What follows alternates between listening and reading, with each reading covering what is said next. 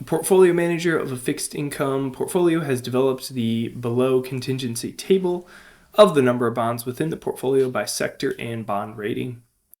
So we've got our bond ratings of A, AA, and AAA, and then we have different sectors here. So housing, security, banking, agriculture, and transport. And so these types of tables are basically just a count of these number of bonds. So housing bonds rated A, there's 24 of those. There's 33 housing bonds rated AA, and kind of so on down the line. The relative frequency of AA rated banking bonds based on the total count is closest to. So the relative frequency of AA rated banking bonds, so we've got AA and banking, so we have 83 bonds. And then that's based on the total count. So what we're really just going to have to do here is we need to add up all of these bonds to figure out how many bonds are in the portfolio. And then we're going to do 83 divided by that total number. And that's going to give us our answer of relative frequency.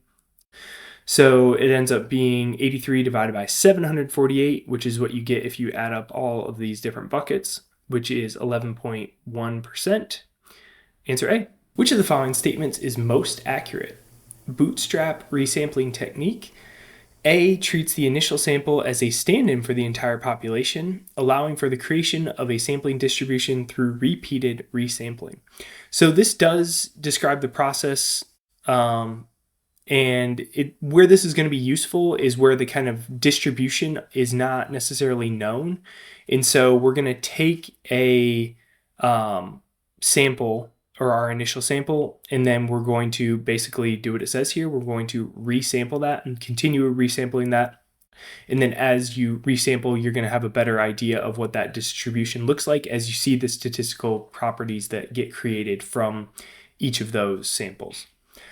So we're going to go with A, likely. Let's rule out B and C. B requires conventional analytical formulas like z-statistics to create a sampling distribution for statistical inferences. That's going to be incorrect, and part of the reason is a lot of the times we're using this when the sampling distribution is not going to be normal, and z-statistics are going to be used for normal distributions. So we can rule out for that reason. And then C, information about the population is essential to mimic the process of drawing samples from the population. If we had the information about the population, we likely wouldn't be needing to use this type of technique, so we can rule out for that reason. Answer A. The data collected from such devices as smartphones, cameras, RFID chips is referred as generated by sensors, generated by individuals, or generated by business processes. So generated by business processes, this type of data is going to be things that are publicly available, like public company filings as far as financials, but it's also going to be available through other things like credit card data, and where you can see where people are spending and stuff like that. So it's not going to be generated from these sources. It's going to be more broad, publicly available sources. And then between B, generated by individuals, and generated by sensors, people are obviously using smartphones and cameras, and we have data that obviously comes from these types of things, but generated by individuals is more so going to be us talking, in that getting put into some type of unstructured data or some type of text that we're writing, or taking video or something like that. So that's what would fall more into generated by individuals, whereas generated by sensors is going to be the data within these that's just going to be automatically collected, essentially, and it's not really going to have any human input to it. It's just going to be generated by the sensors. Answer A.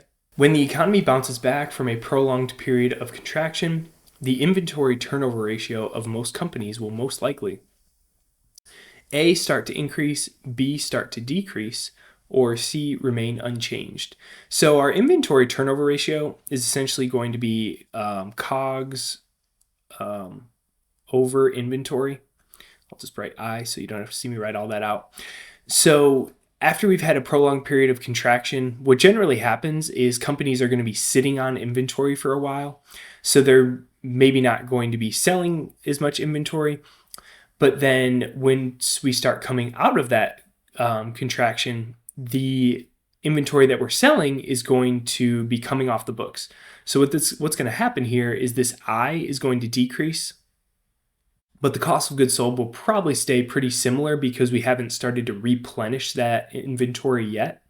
And so if our denominator is decreasing, that's going to cause this overall formula to increase. And so we're likely going to see this start to increase as we come out of this contraction. The time governments take to discuss, vote, and enact fiscal policies is most likely called an action lag, an impact lag, or a recognition lag. So these are all legitimate types of lags, so to speak. So we need to figure out what falls under this. So what the time it takes for us to discuss and then vote and then actually enact policies. So for a recognition lag, this would be before the discussion likely. So we would recognize a problem, and then what is the lag between recognizing that problem and the government actually starting to discuss that. So I think this would fall before this process. And then for impact lag, the impact can't take effect until after the policies are enacted. So once the policy is enacted, what's the lag until that actually kind of has some effect or help for the economy?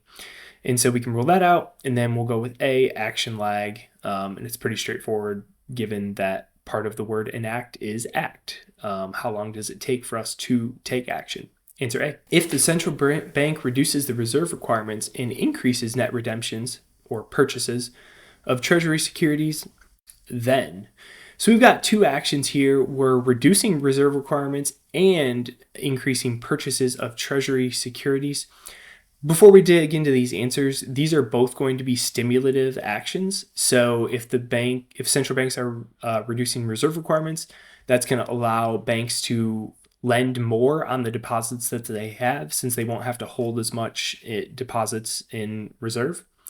And then if they're purchasing Treasury securities, they're also giving the banks and other holders of Treasury securities more money. So it's increasing the money supply, putting more liquidity into the system. So with that in mind, let's dig into these. A, interest rates would rise and bank lending activities would decrease. We said this right off the bat, but lending would likely increase with more money and liquidity in the system and lower reserve requirements. And because of having more money in the system, that's probably going to lead to interest rates falling, especially if the central bank is buying more treasuries. That's going to lead to more demand, which would lead to interest rates falling more likely. So we can rule out A. B, banks would increase lending activities. That sounds accurate. And the money supply would increase. That also sounds accurate based on what we already said. And then C, banks would decrease acceptance of deposits and the money supply would decrease. Money supply would increase, and they would likely accept more deposits since there would be more liquidity in the system. And so we can rule out C and confidently choose answer B here. As an economic analyst at a large financial firm, Grace is tasked with assessing the potential impact of recent changes in housing permits and construction data on future economic trends. Given the leading nature of these indicators, what conclusions might Grace most likely draw about the forthcoming economic conditions? So these are leading indicators, which means that if housing permits goes up, then in some future date, we would also expect that to lead to more economic activity and be a positive for the economy. And kind of same with construction data. If we're building more, that is indicating that people have more confidence about the future and there's going to be more economic activity, et cetera, et cetera. So when we're looking at these questions, we want to make sure that what is happening with the data is leading to an outcome that makes sense. So A, stagnant construction data suggests a rapid economic turnaround is imminent. So these would be conflicting. If we have stagnant construction data, that's bad. That would suggest that we do not see an economic turnaround around the corner because these are conflicting. And it's a leading indicator. So if this is bad, then we would expect that to lead to not a good outcome. B, the economy is likely to enter an expansion phase if housing permits and construction activities are increasing. This sounds like it's less conflicting. If we have these two economic activities that are going up, we would expect the economy to go into expansion or do better. And so B sounds like a logical answer so far. C, a decrease in housing permits indicates immediate improvements in consumer confidence and economic stability. If this were increase in housing permits, the rest of the statement would be good. However, decrease does not align with better consumer confidence and economic stability. So we can rule out C for that reason. Answer B. Which of the following is the least likely motivation for globalization among non-state actors? So least likely motivation, so two of these will be motivations and one will not. And non-state actors, generally what this is going to be referring to is corporations or companies in this case of globalization. So we've got A, intrinsic gain, B, currency exchange, or C, access to resources and markets. So globalization is essentially going to be companies going more international, whether that's with the consumers that they're selling to or just expanding their supply chains more internationally in order to make their business processes more efficient and whatnot. And so motivations for this are intrinsic gain. Is that going to be a motivation? Certainly. If the business can be more profitable by moving supply chain somewhere else, or they can sell more product in another country, then obviously there's going to be some gain there and a reason that they want globalization. B, currency exchange. I don't know that you can really make the case there. Currency exchange is going to be just a byproduct of this happening. So it's going to be something you need to deal with and consider, but it's not necessarily a net positive thing for a company to have to manage currency exposure across different countries and whatnot that they might have a market in. It's probably actually going to be a negative. And then C, accesses to resources and markets. That'll certainly be a motivation and kind of goes right hand in hand with answer A. If they have access to these resources and markets, they can likely become more profitable, whether that's increasing revenue or becoming more efficient.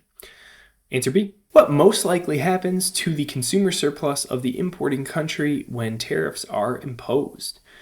Does consumer surplus increase? Does consumer surplus decrease? Or there is no change in the consumer surplus?